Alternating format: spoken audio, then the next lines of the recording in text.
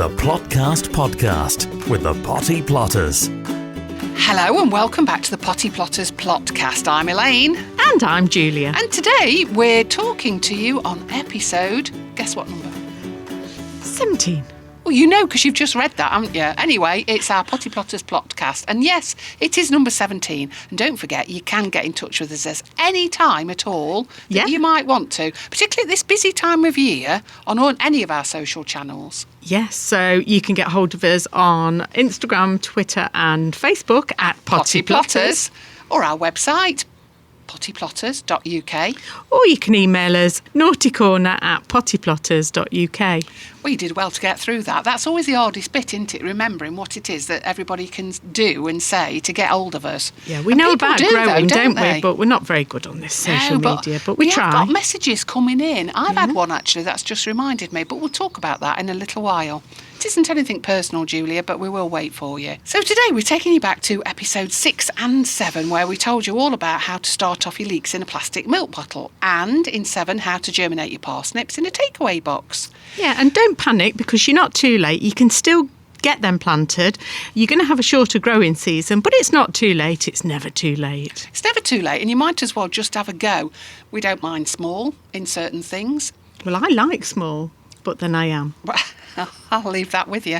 Right then, and later in the episode we'll also be talking to you about growing some flowers. Now, I know a lot of people don't associate us with flowers, Julia, but they would be amazed, I think, as to how busy we actually get in the summer months with so many different varieties of things that we do grow, including zinnias, sunflowers, dahlias when they come up. I mean, half of my plot is taken up with dahlias now. Yeah. We were saying that, actually, when we went out on a talk the other day, weren't we? We were saying how allotments really are changing and you're seeing a lot more flowers on allotment sites, providing the associations allow that within their rules, whereas traditionally, I think there were flowers on allotments, but it was more for the showers rather than the growers. And they were exhibitionists in more way than one. Well, we've got a few exhibitionists down here, but I think I'd be pointing the finger at you more than anyone else. But cut flowers do cost a lot of money, don't they? They do. So why not grow some? And it's great for the bees as well, and for the different creatures that come up here. Like my sister, she trundles up every now and again just for a bunch of flowers.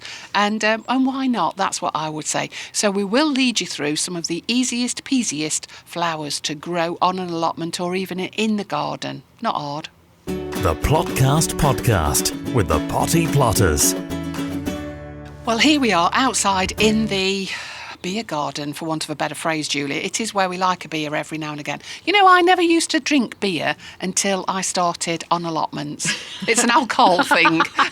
Yeah. But and when you say every now and again, we do, well, it's pretty much every day in the summer, isn't it? In the summer, yes, definitely. I don't think there's anything quite like it around 5 o'clock, if not 4, and we can have half a lager each, and it's blooming lovely. I feel like it's been in a pub but in a different place. It's not so, well, I was going to say salubrious, but I think it is actually. Yeah, and it's quite cheap as well. Yeah, very. Yeah, but we buy it in the cheaper months, don't we? Yeah. And stick it in the shed. Don't tell everybody, though. No. But it is a lovely thing to be able to do. Now then, talking of alcohol, Julia, and I've gone very quiet now, which is not like me, as everybody knows, but what have I got here at the side of me? I'm going to give you a clue. Oh, is it the gin that we did 2 episodes ago? It is. It's the rhubarb gin. Now, you see, I don't think it's right that in 9 o'clock in the morning, I got into my wardrobe, pulled out the gin, obviously, and then I got a spoon inside, and then I had a whiz round, and I had a big slurp 9 o'clock in the morning. No, that's not right. It's not right, but I tell you what, it's blooming lovely. So I thought, before we go any further, to tell people what you need to do. So I've got the sweetie jar in front of me with the forced rhubarb, which is bright pink. Now, ironically, it was bright pink when it went in. It's bleached it white. So God knows what gin does to your innards. I've no idea. But it's bleached it white and it's not very nice. It tastes very bitter. So we're not going to be doing anything with that. But what I am going to do is I'm going to let you have a little sample. Oh, so no rhubarb crumble? No, honestly, it's horrible. So I just thought I'd tell you. Right, I'm reaching across and I'm just going to get these cups. I'm just going to put my hand over the... Do you think this is a good idea at the start of the episode, though? It'll make it more interesting. Yeah. That's a good... That's quite a lot, really, isn't it? That's a good serving, yes. But I've kept the rhubarb out. Come on, then. That's over to you. Right. Here then. Cheers. Cheers. Up yours. And you. The Potty Plotters Podcast with simple recipes for gluts and guts. So as we said, this episode we're focusing on planting out the leeks and the parsnips that we've done in previous episodes. So let's head over to my plot. We're going to put them on your plot, are we? Well, yeah, because I've grown my I thought we leeks. were sharing. Well, We'll you do can have yours some first. if you want. Okay, then, I mean, come on. I'll grow them. You can have them. Oh, it's all right. I'm not bothered now. So here we are on my plot, Elaine, and we're down by the side of the polytunnel, and I've chosen this side because it's really out of the way, and I know that the leeks are going to be in the ground for quite a long time. So I've chosen this side, and I've also moved away from the side of the polytunnel, so I'm not in the shade because the leeks like the sunshine. So perfect conditions, and no different to you, I have a lovely fine tilth here that I've been working, and I've got the leek seeds that we planted in the milk bottle. I think that was way back on episode 6. Forever Ago.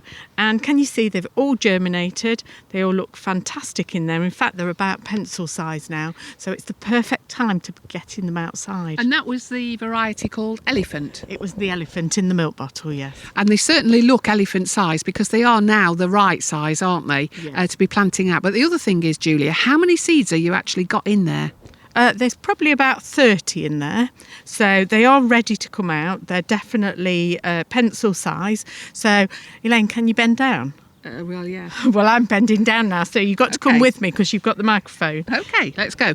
Right, so we're down onto this fine tilt, and yes, it is almost as good as mine, Julia. What do you mean Don't almost? fool yourself into thinking it was as good as mine. Right. But have you wet those that are in the milk bottle? Yes, they are. They're nicely moistened. So what happens is when I tip them out, I'm just going to put my hands over the top of the milk bottle and just gently tip it out. Pat it on the bottom, and they're all going to come out. Oh, look at the that. roots on that. And I just want to knock them all apart now. So I'm going to lay it on the ground. And you can't see this, but I'm shaking them all apart. And the reason I'm doing that is because I want them separated. And I have, under instruction from you, because you like your lines, I have set a line with the knitting needles and some wool outside. Now, I know you like to work to lines. I don't work to lines because even though I've got this line to work to, I'll still go off it. Because Well, that's not very good then, is it really, Julia? I mean, here's me going on about these lines, but the truth of the matter is you haven't got any weeds here. It looks like it could be a piece of grass, but I know that it's not. And I know also that you're going to cover it as well very shortly. I am. So I've got one of the leeks here. It's about 8-9 inches in length, and it's got a lovely long root system. The root system is about, I would say, 3 or 4 inches long. That, Julia, is about 8 inches long. Let me tell you, that is not 3 inches. It's massive. Oh, right, okay. Well, anyway, what I'm going to do now is going to be quite brutal. Now, you're going to be horrified by this because I know you don't do it, but I'm just going to nip all the roots off. Oh, right, okay. Julia, you just said that you cut off all of the roots on the leeks. If you did that, they wouldn't grow. You're right. No, I didn't cut them all off. What I did was I pinched out and left 1/4 of an inch of the roots on the leeks. And the reason I'm doing that is because I'm going to make a hole with my dibber. I've got a little dibber here and it's got markings on it. It is one that you can buy in the shops. It was given to me. Obviously, I wouldn't pay for anything like that. But I am going to make a hole in the ground and right the way down to 8 centimetres, and I'm just going to drop that leek into the hole. Now, are you going to backfill on the hole? No, I'm going to leave it to let it do itself naturally. That's one mistake that people do make planting leeks, is actually backfilling it. And what that'll do is cause you to have lots of gravelly compost between the layers of the leek. So just let nature do its thing. And I'm going to set another one now, Elaine, on this line. And that is about 6 inches away from the original one. So I'm just going to do them every 6 inches. And again, I'm going to nip the roots out. And the only reason I do this is just so it makes it easier to drop them in the hole.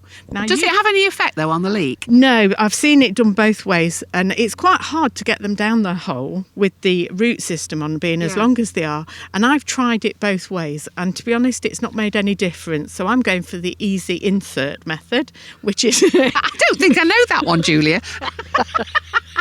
which is just nipping the ends off. You seem to have fallen down at the thought of an easy insert method. You've fallen down onto your knees, love. Are you all right? So I'm going to carry on doing this this line here, and the thing that I'm going to do after I've finished my line, because it's obviously going to take me a while because I'm quite slow, I've got an old table behind me. And it's got no top on it. It's one of these old metal tables that you get from school. And I love it to use it as a frame to cover with netting. It works really well. You can just move it around the plot. There's no faffing at all. And with it, I've got some EnviroMesh. And I'm going to cover the table when I put it over the leeks with the EnviroMesh. And the reason that I'm going to do that is because of the allium leaf miner, which is a tiny little grub that will get into your leeks, and you won't know you've got it until you're eating it or you come to peel it. I've never ate a miner. I bet you've had one though. I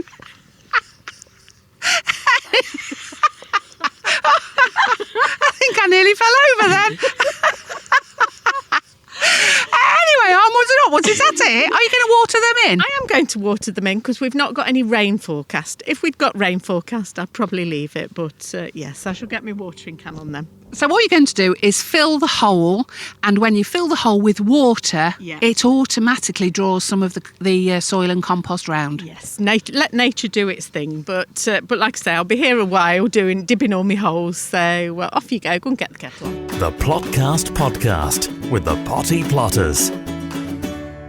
So we've arrived back on Elaine's plot now. Again? Yeah. Nice soil again. Thank you. I'm really pleased with it because there's no weeds, there's no stones, nothing, and that's going to be perfect for what we're going to do next. Although I can see a blooming snail there, Julia. Well, going to have to get it. Eric's here. Normally I chuck it over onto their plot, so I'll just... What about that new fella on plot 8? He won't know anyway. It'll find its way back. Evidently snails do that. So, on here, Julia, I'm going now to the next beautiful, I think, filled raised bed. And again, it's 8 foot. I was going to say 8 metres, but that's massive, isn't it? That's a lot. That's probably, I don't even think your plot's that long. It might not be. About 8 footish anyway, and around 4 foot wide. And I filled it this time just with compost. When I say compost, it's soil and homemade compost that I've taken out of what I've been making all year last year. I know you're shocked. Didn't you get any muck in it? No muck in it? No muck, because I'm planting parsnips in here and it forks them. Oh, right. Had you been planning ahead then? Now then, we talked about a burial site earlier in another episode, and Julia, yes. Anyway, so what I'm going to do now is I've put 2 lines out, repeating what we've done before, a piece of string between 2 of my mum's knitting needles, and it's a straight line, and all I've done is I've pulled it tight, and the reason that I've done that is because I want to know what's a weed and what's a parsnip. If you don't have a line, it's okay, Julia, if you're weed free like you, but I think it's very easy to forget very quickly what you've planted, and unfortunately you won't be able to differentiate between a weed and a parsnip. However, what I've got down here then, so let's move down here. Here we go, bending down again. Get your knees in action. So I planted these from the takeaway container when they sprouted, and I put them into little cell trays with a little bit of compost, and look here. Yeah, now that's the first time you've done it this way, haven't you? Why didn't you just put the chittered parsnip seeds in straight away? Well, my dad always used to say that you cannot transplant beetroot, parsnips and carrots. They're root vegetables, and I wanted to prove him wrong. Now, that's not being nasty. It's just a fact that I've seen them in garden centres, and I think, well, if they can do it, why can't we? So that's why I thought I'd have a go at transplanting them. And they look really healthy plants, around 1.5 inches, 2 inches, something like that. And look at the roots under there. Oh, that's lovely. So I think that they are ready to be planted out. And because this soil is so lovely, all I'm going to do, Julia, is make a hole with my fingers. Oh, I tell you, this is like being... If this was on the telly, it'd be worth a foot. It's like having Well, it's just marvellous. Never mind what it's like. It's a shame we're doing this and there's no visuals or anything. No, but it's beautiful. Thank you. Paint the picture a little more, Julia. Right then, so I've just wheedled one of these out, these little parsnips, and look at the root ball on that. It's phenomenal. The cell tray itself is around 1.5 inches. So what I've done is I've shoved my hand in this soil around 1.5 inches down, and all I'm going to do, that noise in the background is Eric. Yeah. I don't know what he's making. I know what he's making. He's making a fruit cage for his black currants and red currants. Why? Do they escape? No, but the birds have them, don't they? Right, okay then, yeah. Yeah. Right, just carry on then and ignore Eric. So all I'm going to do now is shove this parsnip plant into the soil, and Julia, put your hand off that microphone, put it on the soil, Julia. I don't want to get dirty hands when I've got a microphone in Okay. me. Now, normally when we've chittered the parsnip seeds, I'm going to talk to you at the same time as doing this. Right, okay. Well, normally when we've chittered the parsnip seeds, we put them directly into the ground, don't we? Because that's why we do it, to get ahead of the game. Yeah. But I think probably, because you wanted to be experimental and just prove to your dad that it does work, but also because it was too cold as well, wasn't it, when we originally got the parsnips chittered. So that's another reason that you did it like this. I've waited for the soil to warm, and that's why I wanted you to take your hand off that microphone, because you do seem attached to it, and I'm going to get it off you in a minute anyway. But what I would say is the soil's warm. That is the sign that it's a good time to be planting out. So if you can just put the microphone down for a minute, you could actually help me. That's not what you normally say. You normally say if it's warm enough to put your bare bottom on. Yeah, but we've got Gareth at the back of us. Yeah, and I suppose Eric's down as well. So we'll wait until everyone's gone home before we try that test. So, Julia, I just need to remind you that, I know that you love parsnips and I'm willing to share them. And in fact, you can have some of my seeds that have grown beautifully. But what I am going to remind you is that mine were white gem. They're not the biggest like Goliath, but they are a trusted, I would say, seed to grow. And you're not too late, as we've already said. But the other thing is, we won't be eating them till at least September. So put them somewhere on your plot that is out of the way, not in the middle of a bed. Oh, thank you. Top tip. Hints and tips for shortcuts to success. The Potty Plotters Plotcast. Talking of top tips, there's another one that I want to tell people. You know string? I love string, Well, as I do you know know. string, Yes, yes, as and long we as use a a lot piece of of, it. yeah, Indeedy. But you know, it does cost a lot of money. If you haven't got a lot of money and you can't be bothered, or you haven't got any, why not just use a ball of wool? Because that's what I actually do. So if you've been knitting, or you know somebody who's been knitting and they've just got a few metres left, just nab it off them and use it instead. Tie it, like I always do, between 2 knitting needles, and that will form your line. Easy peasy, and it's not expensive. Oh, that's a good idea. Have you ever come back and found anything's been knitting with it while you've been away? I would struggle myself, never mind anybody else. Contact the Potty Plotters anytime on Facebook, Twitter and Instagram at Potty Plotters, or email naughtycorner@pottyplotters.uk. And somebody's done that, haven't they, Elaine? They have, yeah. Rachel from Nottingham has actually been in touch. Now, Julia, you don't know this, so I'm going to just ask you this off the cuff, and let's see if you can get the same answer as me. Now, sometimes we might get it wrong, so Rachel, bear with us. Right, she's been growing chard, and she's been growing it in a polytunnel. She sent me some photographs, not flowers, although that would be very nice, Rachel. Yes. Thank you very much from Nottingham. But she sent me some pictures of the leaves, and they've got little dots of brown on them. What do you think that is? I wonder, is it because she's been watering from above rather than at the base, and therefore when she's watering and the splashes of water have gone on the leaves, as the sun's hit it, it's almost sunburnt it. So I think that's what it is. I think you're spot on.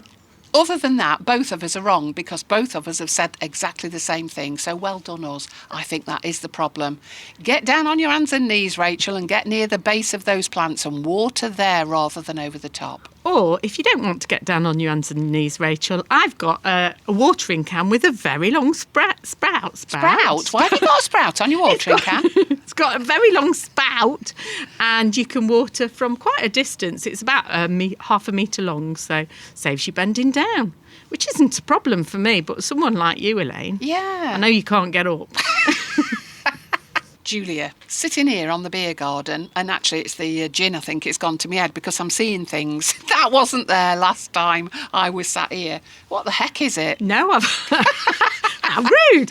I've had my saw and my power tools out, and I've made myself a cold frame. That's Elaine. not just any old cold frame. I'm quite impressed with it. And I have to say, even Barry the brushman, came on the plot and did argue that I hadn't created that, I'd bought it. No, Barry, I created it myself. A cold frame is really, really useful. It's a halfway house between the greenhouse and putting things in the ground. And I needed one because I've got that much growing that I needed somewhere to move plants onto.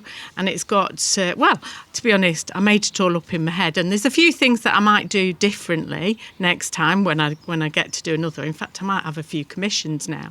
But yes, I think it's quite marvellous. You see, Julia, I can't help but think of my childhood because I think that's a perfect place to play hide and seek. It's that big. I think I could get in that. Well, it was commented it was the size of a coffin. The Plotcast podcast with the Potty Plotters. Right, before we go, what I want to do though, Julia, is tell you that this is the perfect time now to be planting zinnia and sunflower seeds. Zinnia seeds are beautiful to work with because they're quite big, and what I find really easy is to handle them with my big hands, as you would say, as your builder's hands. And what I do is get a little compost into a recycled container, so a plastic container. Make sure it's got holes in its bottom. Don't forget, every bottom needs a hole in it, otherwise you'll drown the seeds.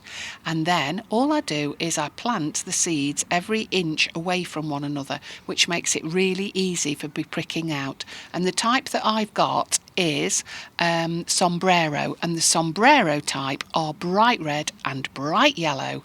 I can feel a Yahoo coming on or something very ridiculous, so I'm not going to say that. But all I would say is once you've actually got 12 seeds in each of your containers, that's how many I do, I cover them up, water them from the bottom as well, and then I put them on the windowsill, and I can guarantee in 7 days they will have popped up and germinated. What about sunflowers? What type are you doing this year? Don't know what the variety is because last year we saved the seeds of one that had grown a couple of years ago, and we really liked it because it was about 3 foot in height, so up to my hips, and it had got loads and loads of heads on it. So all I did was save the seeds from last year, dried them out, and I'm using them this year. And I'll be planting them individually into pots, and we will be growing them on in pots before we put them out onto the plot. And I'll tell you why we do that, because the slugs and snails absolutely love the sunflowers. I've actually seen them with knives and forks on my plot. Yeah, they walk their way over, honestly. I've seen them flying over my plot. I think that's you, isn't it? So was Eric.